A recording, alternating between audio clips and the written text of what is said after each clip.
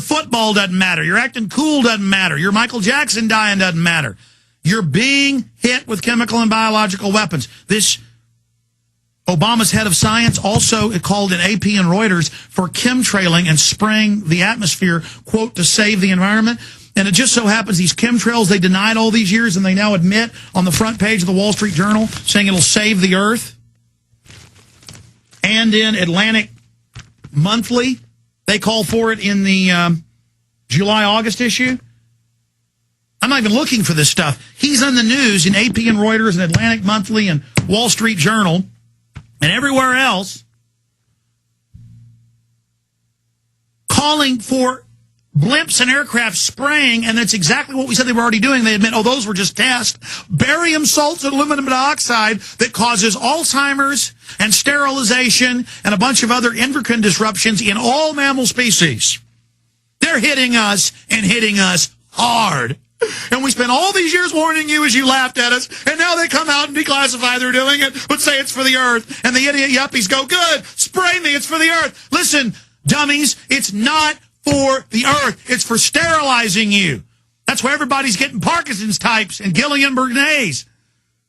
I go to Target or someplace, and a third of the people aren't able to walk now. I see 25-year-olds and 30-year-olds shaking as they buy the. We're getting hit hard here with chemical weapons. And you're like, oh, don't get upset about it. You're supposed to be you yell and cry about football or Michael Jackson or something. Ladies and gentlemen, this is real. You know, the good news is I was on ABC News and Drudge and a bunch of other big sites, and it was Al Gore calls for world government. Russian president calls for world reserve currency. Pope calls for world government. At least now you know I didn't lie to you about all that over the years you laughed. Now maybe you'll research what I'm telling you and decide to take over the shadow government and stop them. I mean, do you like them killing you? Do you like them hitting you and hitting you hard? Is this fun? Is this a game? Is it cute?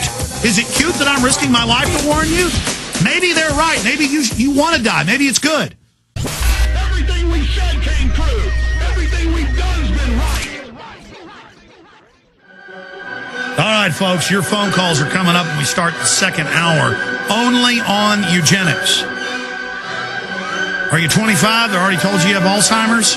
You go get CAT scans, your brain is full of aluminum and mercury from the vaccines and from what's put in the air and water, what's sprayed by the government aircraft. On record now, Wall Street Journal, Atlantic Monthly. I mean, look at Atlantic Monthly. They have this big, giant chemtrail story in here, and they have a debate. They go, oh, the government's been doing tests of spraying us with chemtrails. Is that a good idea? I'll go over that story later in the next hour. The point is that I don't make any of this up, no matter how crazy it sounds. This is out of the Australian.news.co.au, one of their biggest newspapers, the Australian. Vioxx maker Merck & Co. drew up doctor hit list. International drug company made a hit list of doctors who had to be neutralized or discredited because they criticized the anti-arthritis drug and pharmaceutical giant. Staff at the U.S. company Merck & Co. emailed each other about a list of doctors, mainly researchers and academics. By the way, a bunch of people did get killed, but they just say in the court case, oh, we just meant send hit teams to their house. We just used the term hit team, meaning being friendly. We didn't mean that was a figure of speech, though a bunch of people have gotten killed. It's not connected to them. They're very nice people. It goes on. Staff at the U.S. company Merck & Co. emailed each other about the list of doctors, mainly researchers and academics, who had been negative about the drug Vioxx or Merck and a recommended course of action. We may need to seek out and destroy them where they live, quote, a Merck employee wrote, according to an email excerpt from the court case. And it goes on if you want to read that. So I have a problem. I tend to get up here on air and then make a statement and then want to document it for you. and then we kind of get stuck on that point and when it's not really the main point. John Holdren, Obama's science czar, says forced abortions and mass sterilizations need to be done to save the planet. Now, if you go to prisonplanet.com or Infowars.com and click on this master article written by Paul Joseph Watson. The article itself is 18 pages long. This article is 18 pages long, and in this article, we have screenshots of dozens and dozens and dozens of the key pages from the book. These are scans of the academic textbook. This is a above PhD textbook for government. And we have screenshots of the front of the textbook and the key pages where this guy calls for women to be forced to abort their pregnancies inside the U.S., whether they wanted to or not. The population at large needs to be sterilized by infertility drugs intentionally put into the nation's drinking water and food. Single mothers and teen mothers should have their babies seized from them against their will and given away to other couples to raise. See, CPS was set up by eugenicist groups 89 years ago, 90 years ago, but about 100 years ago in England. The family courts, that's why they're outside of judge, jury. That's why they're outside of due process. It's a racial hygiene court. That's what they were called in the U.S. People who contribute to social deterioration can be required by law to exercise reproductive responsibility. In other words, be compelled to have abortions or be sterilized. A transnational planetary regime should assume control of the global economy and also dictate the most intimate details of Americans' lives using an armed international police force. And it goes on. Now, I'm going to go through the actual quotes coming up after we take calls the next hour. But I want you to understand that all of this is being implemented, and this is the textbook created by the man who heads up the federal government's science operations. This is for real. Forced abortions, mass sterilization, a planetary regime, world government with the power of life and death over American citizens, the tyrannical fantasies of a madman, or merely the opinions of the person now in control of the science policy of the United States. Now, you can go read Ecoscience at prisonplanet.com and Infowars.com right now. You can go see this for yourself, but understand that don't stop there. Randomly pick the head of the psychology department at your local university. Randomly pick the head of biology at your local university. Randomly pick the head of the state psychiatry board. Randomly pick the head of the water board. And go look, and 9 times out of 10, they are going to be a public eugenicist. Ladies and gentlemen, they run almost everything.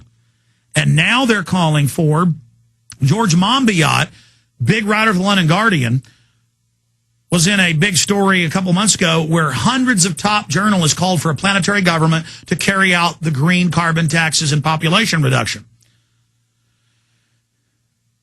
And Monbiot came out Friday with an article we covered and said, I want to restrict all free speech and have government certification of blogs. Nancy Pelosi's been calling for that. The federal government's been calling for that. A fairness doctrine, not just over talk radio, but the internet, where you're not allowed to criticize planetary warming and you can't say the sun's causing it. They're actually calling for that to be a form of hate speech, and the House has passed, the Senate's set to pass, the hate crimes law, saying that they can basically list whatever they want as illegal. Same thing with the Cyberbullying Act. It's all happening. These people mean business. Now, you may be a control freak. You may see yourself as an elitist.